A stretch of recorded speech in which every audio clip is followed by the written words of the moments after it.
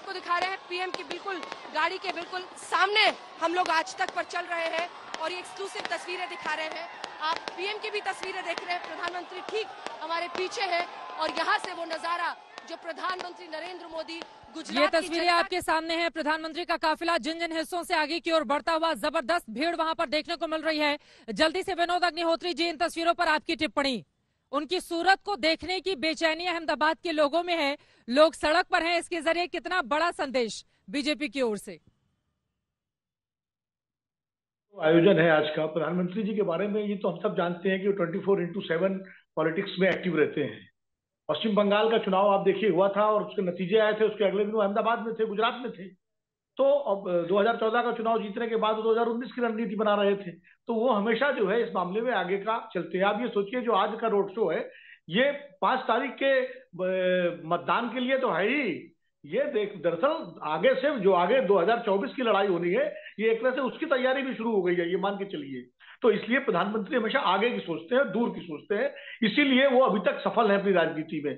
और गुजरात और खासकर अहमदाबाद, और ये तो उनका घर है। और जिस तरह से ये रोड शो है, इस तरह के आयोजन सीधे लोगों को जोड़ते हैं, नेता को। और जब प्रधानमंत्री निकल रहे हैं तो जो लोग देखने आ रहे हैं वो सारे लोग इन्वॉल्व होते हैं, घर घर चर्चा होती है। तो ये एक बड़ी राजनीतिक कवायद होती है इस तरह की, और ये तभी होती है जब नेता लोगों में पॉपुलर हो, लोकप्रिय हो। और इसमें कोई शक नहीं है कि गुजरात में सबसे ज्यादा लोकप्रिय अगर कोई है तो प्रधानमंत्री जी है। और इसीलिए आज का ये रोड शो हो रहा है। देखिए 5 बजे वोटिंग खत्म हो गई है, उसके बाद ये रोड शो हो रहा है ताकि कोई इस पर कानूनी और किसी तरह की आपत्ति भी न कर सके। और 5 तारीख को यहाँ पोलिंग होनी है पूरे इलाकों में, तो निश्चित रूप से इसका असर तो पड़ेगा ही। और मुझे लगता है एक बार भारतीय जनता पार्टी के कार्यकर्ता, उनका समर्थक वर्ग, उनके सपोर्टर, मोदी जी को चाहने वाले, ये अब अगली लड़ाई के लिए तैयार हो रहे हैं। और वो लड़ाई 5 दिसंबर के बाद की लड़ाई है और वो 2024 की लड़ाई है। इसलिए मैं प्रधानमंत्री जी के हर कदम को दूरगामी कदम के रूप में देखता हूँ। बिल्कुल आशीष रंजन जी, सीधे आपके पास आते हुए मुझे याद आता है यूपी, उत्तराखंड समेत 5 राज्यों के जब रिजल्ट आए थे उसके अगले ही दिन 11 तारीख को कैसे सीधे गुजरात पहुंचते हैं नरेंद्र मोदी और उसके बाद रोड शो करते हुए बड़ा मैसेज देते हैं। और ये तस्वीरें भी हम देख रहे हैं। हमारे दर्शक आप देखिए किस तरह से भारी भीड़ उमड़ रही है। आशीष रंजन के पास जाएंगे। अजय उमार जी, जल्दी से एक आपकी टिप्पणी, जल्दी से एक आपकी टिप्पणी।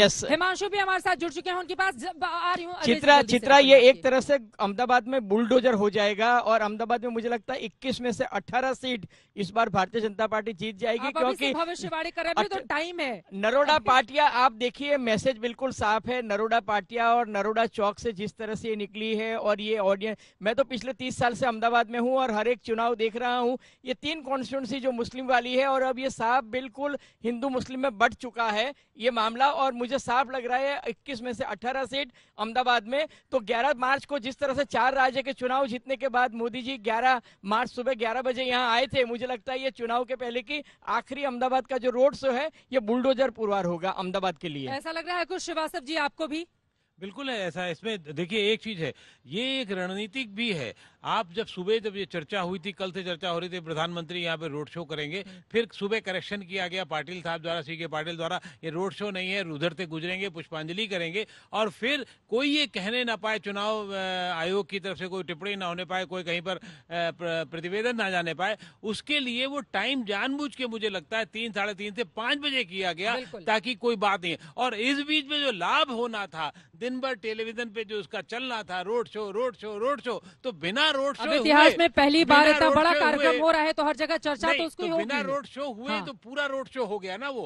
और फिर अब जो असली रोड शो हो रहा है, ये जो नए वोटर्स हैं, छोटी बच्चियां भी हैं उसमें शामिल, बिल्कुल सही बात है। तो ये एक बिल्कुल ही बुलडोजर, क्या अगर उससे जेसीबी से भी तरीके से कुछ आप और कुछ समझ सकते हो तो ये माना जाना चाहिए ये लोगों के मन का है हिसाब। ये 15 कॉन्स्टिट्यूंसीज को कवर करती हुई ये यात्रा निकलने वाली है, तो ये बहुत सबसे बड़ा लंबा रोड शो होगा। सूरत में मोदी जी ने किया था 28 किलोमीटर का, और ये उससे ऑलमोस्ट ये उससे ज्यादा बड़ा। बिल्कुल, ये तस्वीरें आपके सामने हैं अलग अलग हिस्सों से गुजरता हुआ प्रधानमंत्री नरेंद्र मोदी का ये रोड शो अहमदाबाद के अलग अलग हिस्सों को कवर करता हुआ।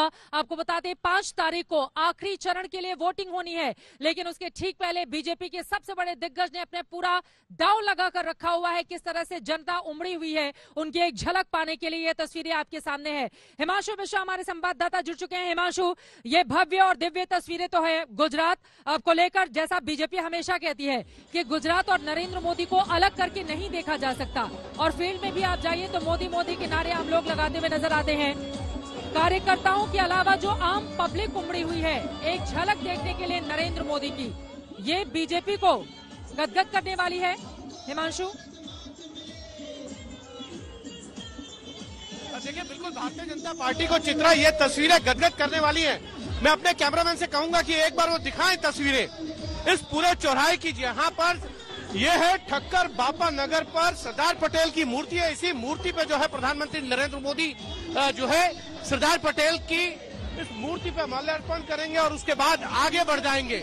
लेकिन आप देखिए कि लोगों का नजारा, ये रोड शो नहीं कह रही है भारतीय जनता पार्टी, लेकिन इतना तय है इसी तरीके का रोड शो जो है प्रधानमंत्री नरेंद्र मोदी ने सूरत में किया था और अब यहाँ ये 30 पॉइंट बनाए गए हैं पूरे अहमदाबाद और गांधीनगर में, जहां लोग प्रधानमंत्री नरेंद्र मोदी की एक एक झलक पाने के लिए इकट्ठे हुए हैं।